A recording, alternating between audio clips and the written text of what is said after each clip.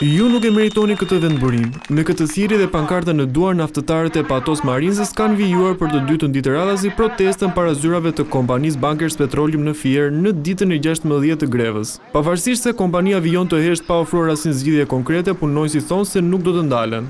Nuk ka pasur asnjë lloj reagimi, edhe në ditët e para të grevës që u përpoqën të kishin një lloj komunikimi me ne, ishin të njëjtat fjalë që janë që nga muaji maj.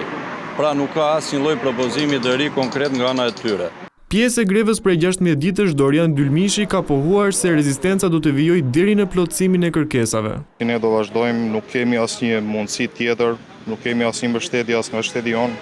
Kështu që ngelet vetëm dorë tonë. Do rezistojmë, nuk kemi çfarë bëjmë. Po të kishim ndonjë mbështetje, ndoshta do kishim marrë ndonjë zgjidhje, por ju e shikoni vetë sa ditë po zgjat. Problemet shëndetësore po shtohen. Kreu i sindikatës së sektorit të hidrokarbur Dritan Shau theksoi se mos reagimi i kompanisë tregon papërgjegjshmëri. Ata kanë marrë vendburimin për ta zhvilluar, por në fakt po e shfrytëzojnë vendburimin. Bashkë me vendburimin po shfrytëzojnë edhe punonësit që i kanë në shesh. Papërgjegjshmëria e tyre arrin sa kemi 16 ditë që ne jemi në grevë. 16 ditë që disa punonësi janë në grevë dhe pjesa tjetër kanë pezulluar punën dhe nuk ka asnjë lloj reagimi për të qetësuar dhe të zgjidhur situatën. Pavarësisht bojkotit të punojësve, kompania po vijon punën me firma kontraktore.